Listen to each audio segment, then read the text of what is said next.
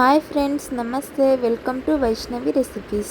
ನಾವಿವತ್ತು ನಿಮಗೆ ಇಲ್ಲಿ ತೋರಿಸ್ತಾ ಇರೋವಂಥ ರೆಸಿಪಿ ಏನಂದರೆ ಇಡ್ಲಿ ಸಾಂಬಾರ್. ಈ ಸಾಂಬಾರ್ ತುಂಬ ಚೆನ್ನಾಗಿರುತ್ತೆ. ಒಂದ್ಸರಿ ನೀವು ಕೂಡ ಟ್ರೈ ಮಾಡಿ ಹೇಗಿತ್ತು ಅಂತ ಕಮೆಂಟ್ ಮಾಡಿ. ಹಾಗೆ ನಮ್ಮ ಚಾನಲ್ನ ಯಾರಾದರೂ ಸಬ್ಸ್ಕ್ರೈಬ್ ಮಾಡದೆ ನೋಡ್ತಿದ್ರೆ ಸಬ್ಸ್ಕ್ರೈಬ್ ಮಾಡ್ಕೊಳ್ಳಿ. ನಮ್ಮ ವಿಡಿಯೋ ಇಷ್ಟ ಆದರೆ ನಿಮ್ಮ ಫ್ಯಾಮಿಲಿ ಮತ್ತು ಫ್ರೆಂಡ್ಸ್ ಜೊತೆ ಶೇರ್ ಮಾಡಿ. ಈಗ ಈ ಸಾಂಬಾರನ್ನ ಹೇಗೆ ಮಾಡೋದು ಅಂತ ನೋಡೋಣ ಬನ್ನಿ. 6ರಿಂದ 7 ಮೀಡಿಯಮ್ ಸೈಜು ಟೊಮೆಟೊ ತೊಗೊಂಡಿದ್ದೀನಿ. ಮತ್ತು ಮೀಡಿಯಮ್ ಸೈಜ್ದು ಒಂದು 4 ಈರುಳ್ಳಿ ತೊಗೊಂಡಿದ್ದೀನಿ. ಮತ್ತು 3 ಹಸಿಮೆಣ್ಸಿನ್ಕಾಯಿ ಮತ್ತು 1 ಗೆಡ್ಡೆ ಬೆಳ್ಳುಳ್ಳಿನ ಸಿಪ್ಪೆ ತೆಗೆದು ಇಟ್ಕೊಂಡಿದ್ದೀನಿ. ಇದೆಲ್ಲನೂ ಕುಕ್ಕರ್ಗೆ ಹಾಕ್ಬಿಟ್ಟು ಒಂದು 2 ವಿಜಿಲ್ ಹಾಕ್ಸ್ಕೊಂಬಿಡೋಣ. ಹಾಗೆ ಪಾತ್ರೆಯಲ್ಲಿ ಕೂಡ ಬೇಯಿಸ್ಕೊಬೋದು. ಕುಕ್ಕರ್ಗೆ ಹಾಕ್ಬಿಟ್ರೆ ತುಂಬ ಬೇಗ ಕುಕ್ಕಾಗುತ್ತೆ ಅಂತ ಕುಕ್ಕರ್ಗೆ ಹಾಕ್ತಾಯಿದ್ದೀನಿ. ಕುಕ್ಕರ್ಗೆ ಹಾಕೋದು ಬೇಡ ಅಂದರೆ ಪಾತ್ರೆಯಲ್ಲಿ ಕೂಡ ಬೇಯಿಸ್ಕೊಬೋದು. ನೋಡಿ, ಈಗ ನೀರು ಸ್ವಲ್ಪನೇ ಹಾಕಿದ್ದು, ಆಮೇಲೆ ಬೇಕು ಅಂದರೆ ಎಷ್ಟು ಬೇಕೋ ಅಷ್ಟು ಹಾಕ್ಕೊಬೋದು. ಈಗ ಇದನ್ನೆಲ್ಲ ಒಂದು ಪ್ಲೇಟ್ಗೆ ತಣ್ಣಗಾಗೋದಕ್ಕೆ ಹಾಕ್ತಾಯಿದ್ದೀನಿ. ಬಿಸಿದೇ ಹಾಕಿಬಿಟ್ರೆ ಮಿಕ್ಸಿ ಜಾರ್ ಹಾಳಾಗುತ್ತೆ ಮತ್ತು ಮಿಕ್ಸಿಲಿ ಗ್ರೈಂಡ್ ಮಾಡೋದಕ್ಕೂ ಆಗೋಲ್ಲ. ಬೇಯೋದಕ್ಕೆ ಹಾಕಿದ್ವಲ್ಲ ನೀರು, ಆ ನೀರನ್ನ ಬೇರೆ ಪಾತ್ರೆಗೆ ತೆಗೆದಿಟ್ಕೊಂಡಿದ್ದೀನಿ. ಈಗ ಇದು ಪೂರ್ತಿ ತಣ್ಣಗಾದ್ಮೇಲೆ ಟೊಮೆಟೊ, ಈರುಳ್ಳಿ, ಹಸಿಮೆಣ್ಸಿನ್ಕಾಯಿ, ಬೆಳ್ಳುಳ್ಳಿದನ್ನು ಬೇಯಿಸ್ಕೊಂಡಿದ್ವಲ್ಲ ಅದನ್ನು ಮಾತ್ರ ಹಾಕ್ತಾಯಿದ್ದೀನಿ. ನೀರೆಲ್ಲ ಹಾಕ್ತಾಯಿಲ್ಲ. ನೀರೆಲ್ಲ ಹಾಕ್ಬಿಟ್ರೆ ಗ್ರೈಂಡ್ ಮಾಡೋದಕ್ಕೆ ಚೆನ್ನಾಗಿರೋದಿಲ್ಲ, ಎಗರು ಬಿಡುತ್ತೆ. ಅದಕ್ಕೋಸ್ಕರ ಟೊಮೊಟೊದಲ್ಲೇ ನೀರಿನಂಶ ಇರುತ್ತೆ. ನೋಡಿ, ಗ್ರೈಂಡ್ ಮಾಡಿಕೊಂಡೆ ಈಗ ಮಿಕ್ಸಿಲಿ. ಸ್ವಲ್ಪ ಸಾಫ್ಟಾಗೆ ಗ್ರೈಂಡ್ ಮಾಡ್ಕೊಳ್ಳಿ. ಸ್ವಲ್ಪ ತರ್ತರಿ ಇದ್ರೂ ಪರವಾಗಿಲ್ಲ.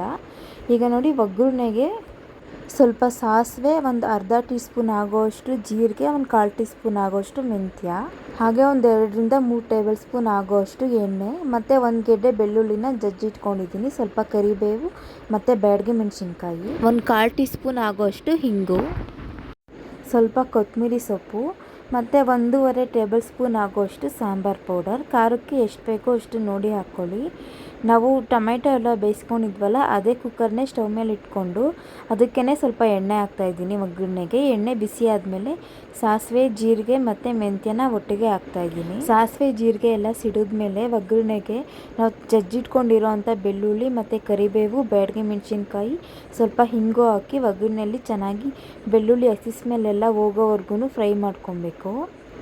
ಈಗ ಇದ್ರ ಹಸಿ ಸ್ಮೆಲ್ಲೆಲ್ಲ ಹೋದ್ಮೇಲೆ ನಾವು ಮಿಕ್ಸಿ ಜಾರಲ್ಲಿ ಎಲ್ಲ ಗ್ರೈಂಡ್ ಮಾಡಿ ಇಟ್ಕೊಂಡಿದ್ವಲ್ಲ ಟೊಮೊಟೊ ಎಲ್ಲ, ಅದನ್ನು ಹಾಕ್ಬಿಟ್ಟು ಚೆನ್ನಾಗಿ ಮಿಕ್ಸ್ ಮಾಡೋಣ ಒಂದ್ಸರಿ.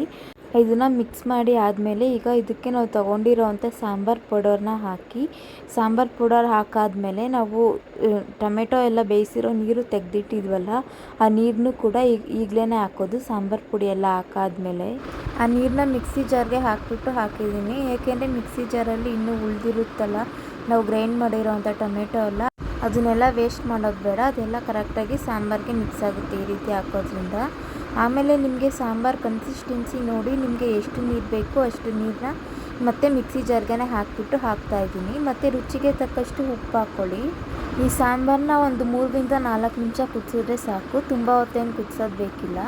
ಕೊನೆಯಲ್ಲಿ ಸ್ಟವ್ ಆಫ್ ಮಾಡಿಬಿಟ್ಟು ಕೊತ್ತಂಬರಿ ಸೊಪ್ಪನ್ನ ಹಾಕಿ, ಆಗ ಕೊತ್ತಂಬರಿ ಸೊಪ್ಪು ಫ್ಲೇವರ್ ತುಂಬ ಚೆನ್ನಾಗಿರುತ್ತೆ.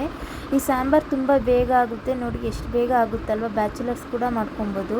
ಈ ಸಾಂಬಾರು ಬರೀ ಇಡ್ಲಿಗೆ ಅಷ್ಟೇ ಅಲ್ಲ, ಅನ್ನಕ್ಕೂ ಕೂಡ ರಸಮ್ ಥರ ತಿನ್ಬೋದು, ತುಂಬ ಚೆನ್ನಾಗಿರುತ್ತೆ. ನೀವು ಕೂಡ ಒಂದ್ಸರಿ ಟ್ರೈ ಮಾಡಿ ಹೇಗಿತ್ತು ಅಂತ ಕಮೆಂಟ್ ಮಾಡಿ. ಹಾಗೆ ನಮ್ಮ ಚಾನಲ್ನ ಸಬ್ಸ್ಕ್ರೈಬ್ ಮಾಡ್ಕೊಳ್ಳಿ. ಹಾಗೆ ವಿಡಿಯೋ ನಿಮ್ಗೆ ಇಷ್ಟ ಆದರೆ ಲೈಕ್ ಮಾಡಿ. Thank you.